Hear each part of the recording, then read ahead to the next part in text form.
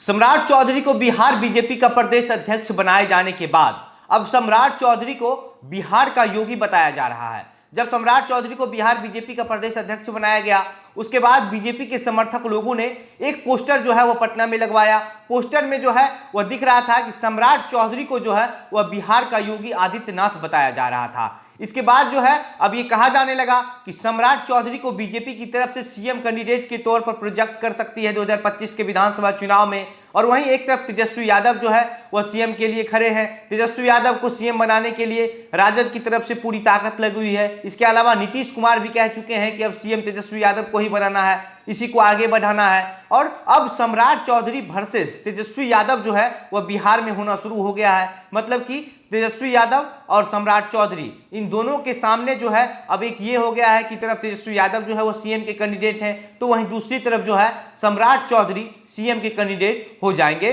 और बिहार का जो 25 का विधानसभा चुनाव होगा, उस चुनाव में तेजस्वी यादव वर्सेस सम्राट चौधरी की राजनीति देखने को मिल सकती है।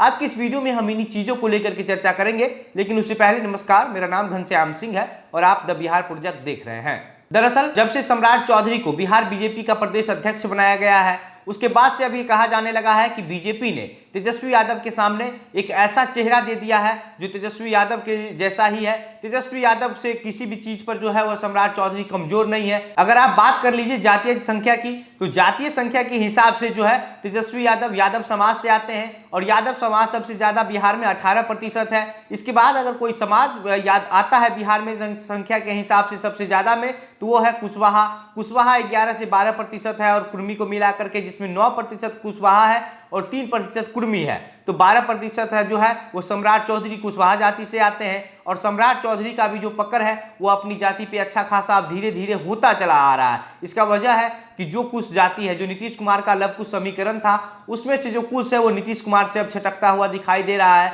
उपेंद्र कुशवाहा नीतीश कुमार के खिलाफ मोर्चा जब से खोल दिए, उसके बाद से कुशवाहा जो है वह एक अलग जगह अपना लिया, उपेंद्र कुशवाहा के साथ चला गया। इसके अलावा जब सम्राट चौधरी को बिहार बीजेपी का प्रदेश अध्यक्ष बनाया गया, तो कुछ ऐसे कुशवाहा हैं, कुछ ऐसे लोग हैं जो उपेंद्र कुशवाहा को अपना नेता नहीं मानते हैं। कुशवाहा जाति से भले ही आते हो, लेकिन उनका ये मानना है कि उपेंद्र कुशवाहा का जो है अस्तित्व, जो है राजनीतिक अस्तित्व, वो उसका कोई लिमिटेशन नहीं है, उसका कोई तौर तरीका नहीं है कि उपेंद्र कुशवाहा कब क्या कर लेंगे, कब किसके साथ गठबंधन कर लेंगे, कब कौन सी पार्टी को नया पार्टी बना लेंगे, कब अपनी पार्टी को विलय कर देंगे। इन चीजों को लेकर के जो है कुशवाहा समाज में उपेंद्र कुशवाहा के प्रति एक जो है आप ये कह सकते हैं कि उस तरीके का कोई विश्वास जो है वो नहीं हो पाता है। इसका फायदा जो है, पूरा का पूरा फायदा ये सम्राट चौधरी को मिल सकता है, क्योंकि सम्राट चौधरी के पिता शकुनी चौधरी भी जो है वो कुशवाहा जाति के अच्छे नेता रह चुके हैं, उनकी अच्छी पकड़ भी थी। और उसके बाद अब सम्राट चौधरी जिस तरीके से जो है बिहार की राजनीति में जितने सक्रिय हैं, बीजेपी की तरफ से उनको बिहार का सबसे बड़ा पद पर बैठाया गया है। और इसके बाद से जो है सम्राट चौधरी के सामने जो है वो तेजस्वी यादव है। और ये कहा जाने लगा है कि 2025 के विधानसभा चुनाव में अब सिर्फ और सिर्फ जो है लड़ाई सम्राट चौधरी और तेजस्वी यादव के बीच ही होगी।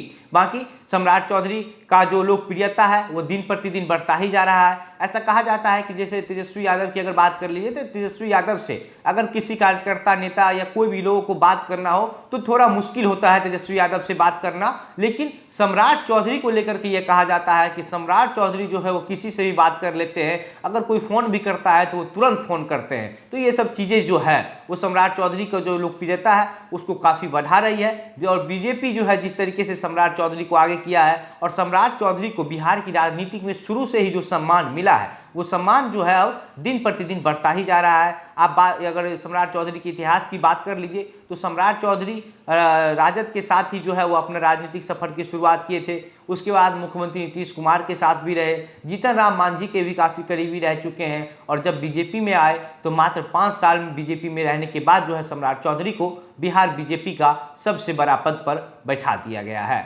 बाकी 2025 के विधानसभा में जिस तरीके से अब ये कहा जा रहा है कि तेजस्वी यादव के सामने जो है वो सम्राट चौधरी होंगे और सम्राट चौधरी तेजस्वी यादव को कड़ी टक्कर देंगे, और तेजस्वी यादव को जो है वह परेशानी जो है वो काफ़ी बढ़ सकती है। इसका रीज़न ये भी बताया जा रहा है कि तेजस्वी यादव का जो कोर वोटर है राजद का, उसमें सेंध मारनी लगाने के लिए जो ओवैसी है वो बिहार में एंट्री मार चुके हैं। और ओवैसी का जो मुसलमान वोट है उसमें से ज़्यादातर जो मुस्लिम बाहुल क्षेत्र है वहाँ पर ओवैसी का काफ़ी अच्छा खासा प्रभाव रहा है। पिछले विधानसभा चुनाव में भी आपने आपने देखा होगा कि 5 सीट ओवैसी की पार्टी ने जीती। हालांकि ये बात कुछ और है कि कुछ 4 विधायक जो है वो राजद में के साथ चले गए जीतने के बाद, लेकिन आखिर जीती तो ओवैसी की टिकट पे ही थी। तो अब जो ओवैसी का जो बिहार में जो वर्चस्व है वो बढ़ता ही जा रहा है अपने समाज के लोगों के बीच, और इसका जो सीधा का सीधा फायदा है, ये भी फायदा बीजेपी को मिल सकता है। अगर यादव बिहार में 18% है तो सम्राट चौधरी जिस जाति से आते हैं कुशवाहा भी 12% के आसपास है।